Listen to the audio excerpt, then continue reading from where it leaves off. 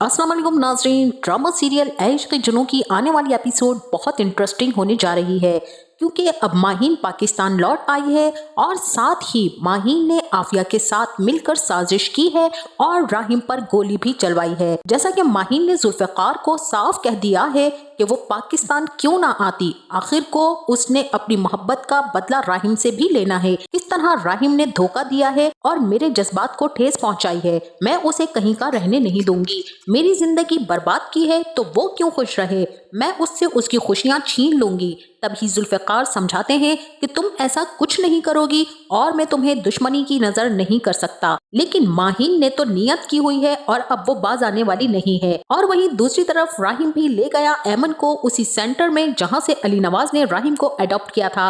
अब राहिम ने ऐमन को बताया कि वो किस तरह तनतनहा यहाँ अपनी आंखों में ख्वाब सजाया करता था और एक दिन उसकी अल्लाह ने सुन ली और अली नवाज फरिश्ता बन के आ गए और राहिम की जिंदगी बदल दी। अब राहिम ने समर के इलाज के लिए सारा इंतजाम भी करवा दिया है और समर का इलाज अब अमेरिका में करवाया जाएगा। और ये बात हफीज साहब की गैरत और अना पर ज़रब की तरह लगी है और वो राहिम का एहसान लेना नहीं चाहते। लेकिन कुलसुम बेगम ने हफीज साहब को खूब अच्छे से ये बात पावर करवा दी है कि अगर खुदा ना खास्ता समर को कुछ हो गया तो इस उम्र में हम में इतनी सकत नहीं है कि हम कोई बड़ा गम बर्दाश्त कर सकें। और वहीं अब ऐमन ने भी राहिम से खुलकर अपनी मोहब्बत का इजहार कर दिया है। राहिम जब कॉल करके समर की खैरियत पूछता है तो हफीज साहब भी राहिम से माजरत करते हैं और उसके किए गए एहसान का शुक्रिया भी अदा करते हैं और वहीं अपने दिल के तमाम खदशात और वहम भी दूर कर देते हैं। जिस तरह ऐमन का ख्याल राहिम रख रहा है और समर के लिए जो राहिम ने किया है, ये सब देखकर हफीज साहब का दिल मुतमईन हो गया है।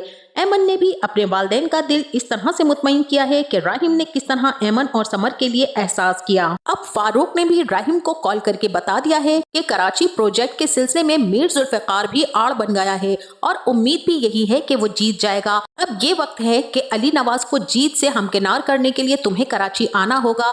तब ही राहिम ने माजरत की, लेकिन फारूक ने भी साफ कह दिया है कि मैं सिर्फ इतना चाहता हूँ कि इस वक्त एक बाप को एक बेटे की जरूरत है। और ये बात सुनते ही राहिम ने काशिफ को फौरन कॉल की कि कराची की सीट बुक करवा दो। अब वहीं ऐमन की भी तबीयत ज्यादा खराब हो जाएगी, इसीलिए राहिम सीट कैंसिल करवा देगा क्योंकि उसके लिए अब ऐमन से बढ़कर कुछ भी नहीं है। और ये बात राहिम फुरकान को कॉल करके बताएगा कि मैं कराची नहीं पहुंच सकता मीटिंग अटेंड करने के लिए क्योंकि मेरी बीवी की तबीयत यहाँ बहुत ही ज्यादा खराब है। और वहीं आफिया बेगम और अली नवाज जब मीटिंग अटेंड करने के लिए जाएंगे तब वहाँ मीर जुल्फ़िकार अपनी बेटी माहीन को लेकर वहाँ पहुंचेगा।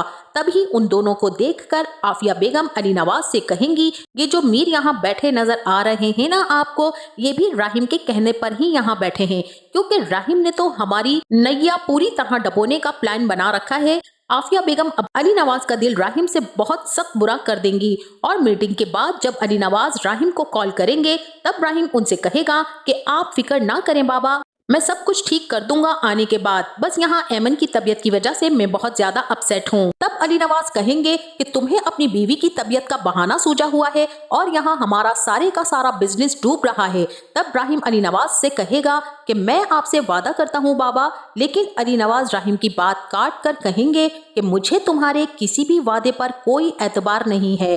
तभी सामने से आती गाड़ी से टकराती ऐमन को रोकते हुए राहिम को कोई गोली मार देगा और ऐमन के होश उड़ जाएंगे। ऐमन दीवानावार चीखेगी, चिल्लाएगी और ये सारी चीखों पुकार अली नवाज तक भी पहुंचेगी और अली नवाज पर तो जैसे बिजली गिर जाएगी।